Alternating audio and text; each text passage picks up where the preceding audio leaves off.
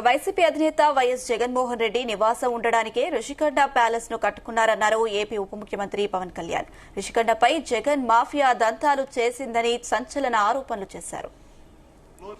Ceiling పడిపోయింది, leak పడుతుంది. పడిపోయిన ఫోటోలు ఇలాది కింద లో సీలింగ్ పడిపోయింది, లీక్ పడుతుంది. మీరు అక్కడ ఉండండి రావుతున్నా. ఒక నిమిషం ఉండండి. అక్కడ మీరు కొంచెం పక్క వచ్చాను. ఈజీగా కదా, కూర్చున్న వాళ్ళ మీద పడద్దు. అది కూడా వచ్చేలా తిని అలా టిల్ చేసి పడిపోయిన ఫోటోలు ఇలాది కింద లో సీలింగ్ పడిపోయింది, లీక్ పడుతుంది. మీరు అక్కడ ఉండండి రావుతున్నా. ఒక నిమిషం ఉండండి. అక్కడ మీరు కొంచెం పక్క వచ్చాను.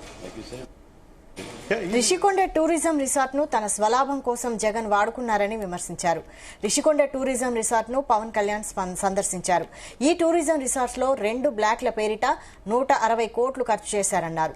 టూరిజం రిసార్ట్ లోని 7 బ్లాకులకు గాను 4 మాత్రమే కట్టారన్నారు. గతంలో తమను రిషికొండకు రానివ్వలేదని ఎన్నో అడ్డంకులు సృష్టించారన్నారు. మీరు కొంచెం పక్క వచ్చాను. ఈజీగా కదా, కూర్చున్న వాళ్ళ మీద పడద్దు. అది కూడా వచ్చేలా తిని అలా టిల్ చేసి గతంలో రిసార్ట్ ఉన్నప్పుడు సంవత్సరానికి 7 కోట్ల రూపాయల ఆదాయం ఉండేదని, ప్రస్తుతం కేవలం కరెంటు బిల్లు సంవత్సరానికి 15 లక్షల రూపాయలు అవుతుందని స్పష్టం చేశారు. మిగతా వాటి కోసం ఇంకా మాట్లాడుకోవాల్సిన అవసరం లేదని చెప్పుకొచ్చారు. ఇప్పటికే జరగాల్సిన డ్యామేజ్ జరిగిందని పేర్కొన్నారు పవన్ కళ్యాణ్. ఈజీగా కదా, కూర్చున్న వాళ్ళ మీద పడద్దు. అది కూడా వచ్చేలా తిని అలా టిల్ చేసి 7 బ్లాక్స్ లో 20,000 చదరపు మీటర్లు అంటే ఒక్కొక్క బ్లాకే 40,000 40,000 square feet each black. So 20,000 చదరపు అడుగులు కాదు, 20,000 చదరపు మీటర్లు.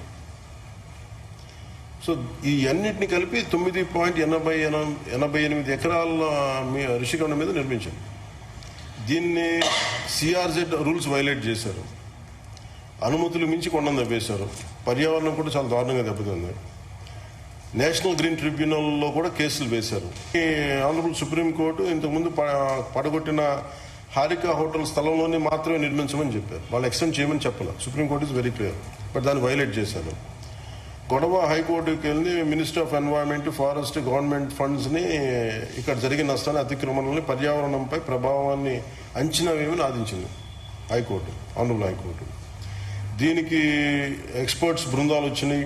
ఇది మనీ మేకింగ్ రెజల్యూషన్. అంటే మీరు ఇదివరకు 7 కోట్ల, వెరీ సింపుల్. దీనికి మనం ఆదాయం చెప్పాల్సిందే.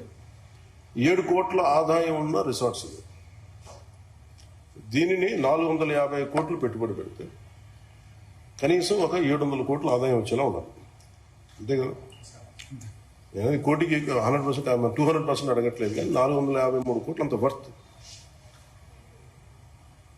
దాదాపు కూర్చోబెట్టి మొత్తం పెడితే ఇంకొక 50 కోట్ల పెట్టుబడి పెడితే ఎలా చేయాలి నాకు నిజంగా ఇప్పుడు వస్తున్నప్పుడు మన టూరిజం శాఖ మా చిల్లు దుర్గేష్ గారితో మాట్లాడుతుంటే చాలాసార్లు క్యాబినెట్లు ప్రస్తావించారు, మనోహర్ సార్ ప్రస్తావించారు.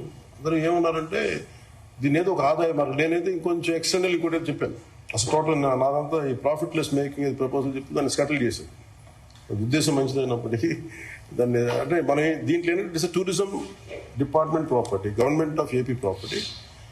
It's better it should be remain as AP government property కింద ఉండిపోవాలి. ఇంకా దీన్ని అమ్మడాలు పెట్టడం.